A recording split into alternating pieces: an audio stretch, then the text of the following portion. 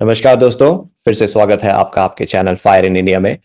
दोस्तों, कुछ दिनों पहले मैंने एक वीडियो बनाया था पीकेपी 2.0 पर, और वीडियो देखने के बाद कई लोगों ने मुझसे रिक्वेस्ट किया कि इसकी बैक टेस्टिंग भी बनाइए। एक्चुअली मैंने उस वक्त बैक टेस्टिंग इसलिए नहीं बनाई थी क्योंकि मैं इसे पिछले कई सालों से यूज़ कर रहा हूं, तो ये रियल टाइम टेस्टेड थी मेरे लिए, तो इसलिए मुझे लगा बैक टेस्टिंग की उतनी ज़रूरत नहीं है। लेकिन फिर भी लोगों को बैक टेस्टिंग की ज़रूरत महसूस हुई क्योंकि वो ईटीएफ में, स्टॉक्स में, म्यूचुअल फंड्स में, सब में अपनी तरह से बैक टेस्टिंग करना चाहते हैं, उसके बाद इसे जांच पर रख के यूज़ करना चाहते हैं, विच इज़ वेरी फेयर। और मैं एग्री करता हूँ क्योंकि ऑलमोस्ट हर स्ट्रेटजी में मैं बैक टेस्टिंग देता ही हूं। तो उसी रिक्वेस्ट के बेसिस पे आज मैं आपके लिए लेकर आया हूं पीकेपी 2.0 की बैक टेस्टिंग। तो इस बैक टेस्टिंग से सिर्फ बैक टेस्टिंग ही नहीं, पीकेपी 2.0 की क्या सिग्निफिकेंस है, क्या फायदे हैं, कैसे वो बेटर है एक नॉर्मल सिप से, ये सब कुछ मैं आज आपको बैक टेस्टिंग की मदद से समझाऊंगा और दिखाऊंगा। तो बैक टेस्टिंग में मैंने क्या क्राइटेरिया यूज किए हैं, तो इसमें हम पहले दिन लमसम इन्वेस्ट कर सकते हैं। तो मैंने जो बैक टेस्टिंग शीट बनाई है उसमें हम लमसम बता सकते हैं कि ओके, पहले दिन मुझे लमसम इतना इन्वेस्ट करना है। ठीक है, ये एक येलो कलर में फील्ड है, यानी कि ये आप चेंज कर सकते हैं, 5,000, 10,000, 50,000, जो भी आप चाहते हैं बैक टेस्टिंग में यूज करना वो यहाँ पे डाल सकते हैं।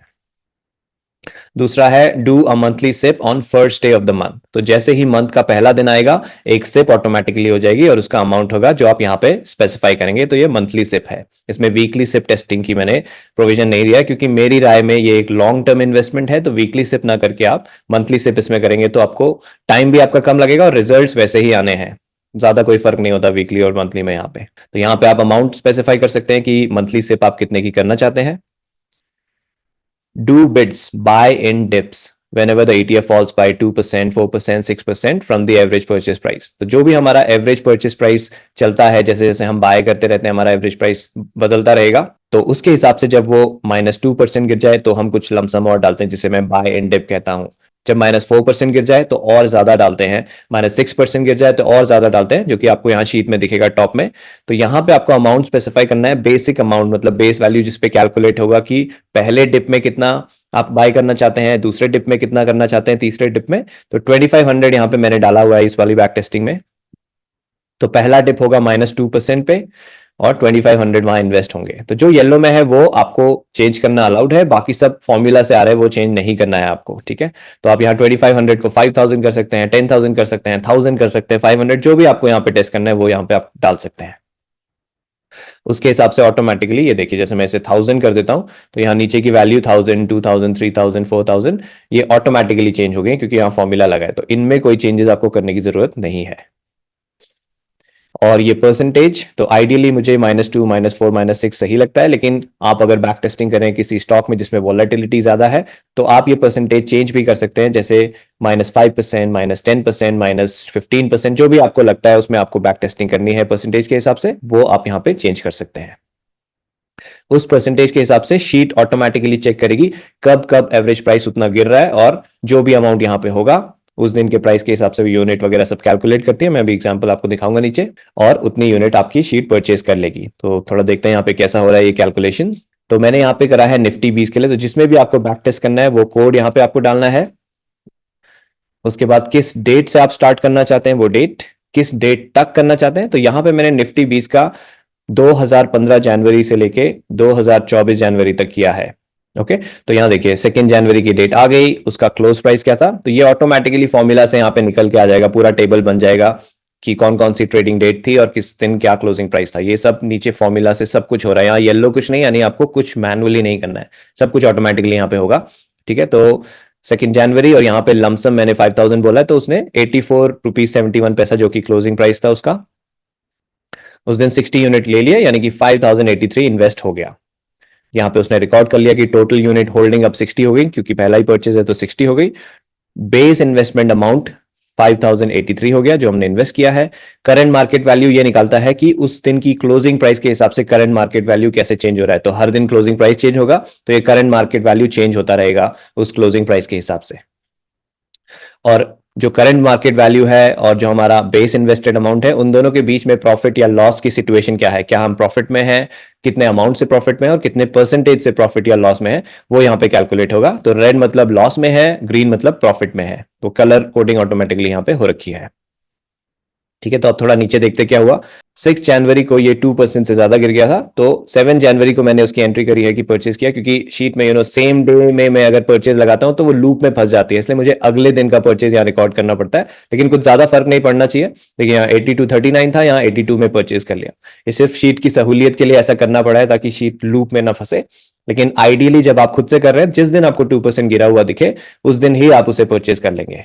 और वो परचेज चाहे आप डे एंड पे करें या दिन में कभी भी करें, यहाँ शीट में अगेन बैक टेस्टिंग की सहूलियत के लिए क्लोज प्राइस ही लिया है। तो यहाँ 82 रुपीज के प्राइस पे 30 यूनिट्स परचेज हो गए और अराउंड 2500 यानी कि अराउंड 2460, क्योंकि मैक्सिमम 2500 इन्वेस्ट होना था पहले बिड में, तो उसमें से 2460 इन्वेस्ट हो गए। तो टोटल अब हमारी यूनिट्स हो गई पिछली की 60 और जो अभी खरीदी 30, टोटल 90 हो गया। और उसी तरह बेस इन्वेस्टमेंट अमाउंट हमारा पहले था 5083, उसमें 2460 ऐड किया तो 7543 हो गया। करंट मार्केट वैल्यू, तो इस दिन का जो क्लोज प्राइस था उसे नंबर ऑफ यूनिट से मल्टीप्लाई किया तो करंट मार्केट वैल्यू निकल के आ गया, और फिर उसके हिसाब से प्रॉफिट लॉस कैलकुलेशन। तो अब और नीचे चलते हैं, नेक्स्ट परचेज कहां पे हुआ है। तो यहां देखिए 2 फरवरी, क्योंकि 30 जैन के बाद 2 फरवरी यानी मंथ चेंज हो गया, तो पहले दिन मंथ के हम सिप कर रहे हैं इस बैक टेस्टिंग में।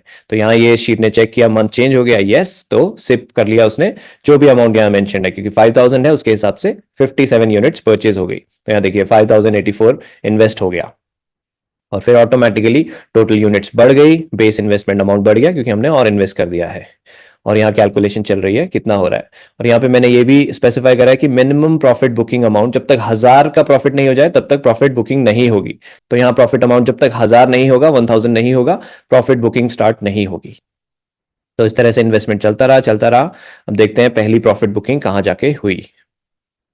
तो यहाँ यूनिट सोल्ड में हमें यूनिट दिख जाएगा जैसे ही प्रॉफिट बुकिंग होगी।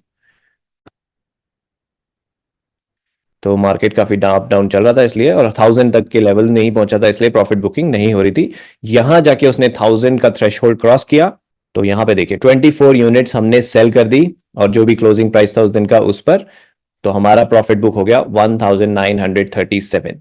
तो शीट जो पीकेपी का प्रॉफिट बुकिंग स्टाइल है, जो भी हमारा बेस इन्वेस्टमेंट से ऊपर का अमाउंट होता है, देखिए यहाँ पे बेस इन्वेस्टमेंट अमाउंट कितना था 1,33,000 और करंट मार्केट वैल्यू थी 1,34,975, यानी कि दोनों के बीच का डिफरेंस है 1944, तो उसको हम विड्रॉ कर लेते हैं। तो ये है पीकेपी स्टाइल में प्रॉफिट बुक करना, इसलिए हमने सिर्फ 24 यूनिट्स बेची हैं इतने क्लोज प्राइस पे, और हमारा विड्रॉल हो गया जो भी इसके आसपास का है 1937। तो ये होता है पीकेपी स्टाइल प्रॉफिट बुकिंग।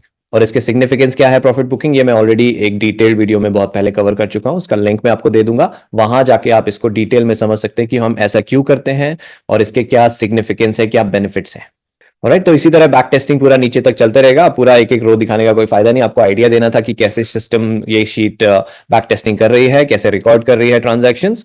अब चलते हैं इसके रिजल्ट्स पे। तो परफॉर्मेंस ऑफ पीकेपी यहाँ पे रिजल्ट आएगा। तो यहाँ मैंने क्या क्या रिकॉर्ड किया है, बेस इन्वेस्टमेंट अमाउंट। हाँ, पीकेपी में एक और चीज होती है जो मैं यहाँ बता दूं आपको बैक टेस्टिंग में। तो जब भी हम प्रॉफिट बुक करते हैं, हम ये मानते हैं कि हमारा जो बेस इन्वेस्टमेंट है, जितना हमने इन्वेस्ट कर दिया है उतने से ऊपर हम प्रॉफिट बुकिंग करेंगे, यानी कि बेस इन्वेस्टमेंट हमारा उतना का उतना ही रहना चाहिए। ठीक है, और जब उसके ऊपर दोबारा प्रॉफिट बुकिंग आएगी तो ही हम प्रॉफिट बुकिंग करेंगे। तो यहाँ देखिए प्रॉफिट बुकिंग से पहले हमारा 1,33,031 था base investment amount, profit booking के बाद भी वो उतना ही रहेगा। ठीक है, हमारी यूनिट्स भले ही कम हो जाएंगी क्योंकि हमने कुछ यूनिट सेल कर दी हैं, 1674 से हम 1650 आ गए, लेकिन हमारा बेस इन्वेस्टमेंट अमाउंट हम नहीं कम करते हैं। यही है इसका सीक्रेट कि हम किस तरह से प्रॉफिट बुकिंग करते हैं। ओके, तो base investment amount last date तक ऐसे करते करते 1 जैन 2024 तक पहुंचते पहुंचते हमारा 10,33,000 पे पहुंच गया। उस दिन current market value last day पर 10,34,000। टोटल बुक प्रॉफिट, तो ये जो विड्रॉल्स हैं जो मैंने आपको बताया, जब जब बेस इन्वेस्टमेंट से ऊपर हमारा प्रॉफिट होता है हम विड्रॉ करते रहते हैं अराउंड 1% के लेवल का, तो उसके हिसाब से हमारा 7,17,000 का प्रॉफिट बुक हो गया। तो क्योंकि हम इस स्ट्रैटेजी में इन्वेस्ट करते रहते हैं, विड्रॉ करते रहते हैं, तो हमारा पैसा जो जेब से जा रहा है वो वापस जेब में आता भी है। जब विड्रॉल करते हैं तो एंड में हमारा money invested from our pocket on last date, तो लास्ट डेट तक जो भी सारे ट्रांजैक्शन हुए बाय और सेल, हमारा जितना पैसा लगा और जितना पैसा विड्रॉ कर लिया, उसके बाद हमारे पास 3,16,000 अभी भी इस स्ट्रैटेजी में लगा हुआ है लास्ट डेट पर। ओके, और मैक्स हमारा कितना पैसा इन्वेस्ट हुआ पूरे जर्नी में, वो था 5,41,000, यानी कि 5,41,000 तक मैक्स पहुंचा। उसके बाद विड्रॉल स्टार्ट हो गए, इसलिए वो एंड तक जाते जाते 3,16,000 पे आ गया। पूरा आप शीट को जब बैक टेस्ट करेंगे, आप पूरा एक एक ट्रांजैक्शन देख सकते हैं, कैसे कैसे कैलकुलेशन हो रहा है उसे समझने के लिए। तो आप देखेंगे मैक्स यहां पे पहुंचा था, मैंने सारे फॉर्मूला से निकाल रखा है, ठीक है। और उसके हिसाब से एप्रिसिएशन इन इन्वेस्टमेंट यानी कि अनरियलाइज प्रॉफिट, तो जितना पैसा हमारा पॉकेट से लगा है और आज की जो करंट मार्केट वैल्यू है, अगर दोनों को माइनस कर दें तो वो है हमारा अनरियलाइज प्रॉफिट, क्योंकि हमने वो प्रॉफिट अभी बुक नहीं किया है। तो वो निकालने के लिए जो भी मार्केट वैल्यू है उसमें से मैंने जो हमारा पैसा पॉकेट से लगा है उसे माइनस कर दिया, यानी कि 7,18,000 अनरियलाइज प्रॉफिट है हमारा लास्ट डेट पर। तो उसे एब्सोल्यूट प्रॉफिट टर्म में, तो जितना भी पैसा हमारी जेब से लगता है और जितना प्रॉफिट हमने बनाया है, अगर किसी पर्टिकुलर डे पे मैं देखूं तो उस दिन के हिसाब से मेरा एब्सोल्यूट प्रॉफिट परसेंट निकल जाता है। तो यहां पे मैंने वही किया है। और XIRR मैंने इसमें निकाला है, ठीक है। XIRR अगर आपको समझना है तो गूगल आप कर सकते हैं। XIRR क्या होता है, ये काइंड ऑफ CAGR की तरह ही होता है, लेकिन XIRR हम तब यूज करते हैं जब हमारा बार बार बाय सेल चल रहा है। तो CAGR होता है एक बार इन्वेस्ट कर दिया, उसके बाद आप 5 साल बाद देख रहे हैं कि कितना वैल्यू हो गया, इसका CAGR क्या है, वहां CAGR निकालते हैं। लेकिन जहां हम बाय कर रहे हैं, सेल कर रहे हैं, बाय कर रहे हैं, सेल कर रहे हैं, मल्टीपल ट्रांजैक्शंस हो रहे हैं, वहां CAGR का कोई सिग्निफिकेंस नहीं होता, वहां हमें XIRR निकालना पड़ता है। तो ये शीट XIRR ऑटोमेटिकली कैलकुलेट करके यहाँ पे हमें दे देती है 16.75% इन 10 सालों में। और कितना ब्रोकरेज लगा, तो ये मैंने डिस्काउंट ब्रोकरेज के हिसाब से निकाला है, जीरो था के हिसाब से, बेसिकली कि जब हम बाय करते हैं तो लगभग कितना ब्रोकरेज निकलता है, वो कॉलम भी आपको यहाँ दिख जाएगा। ओके, और जब सेल करते हैं तो डीपी चार्जेस भी जो सेल करने में लगते हैं वो भी मैंने इंक्लूड कर लिए हैं। तो टोटल ब्रोकरेज आपको यहाँ पे दिख जाएगा कितना लगा है। अब ये तो हो गया पीकेपी का परफॉर्मेंस। कभी कभी स्टैंड अलोन परफॉर्मेंस को समझना उतना आसान नहीं होता जब तक हमारे पास कंपैरिजन के लिए कुछ साथ में ना हो, कि अगर हमने ऐसा ना करके वैसा किया होता तो क्या होता, मतलब किसी कन्वेंशनल वे में हमने किया होता।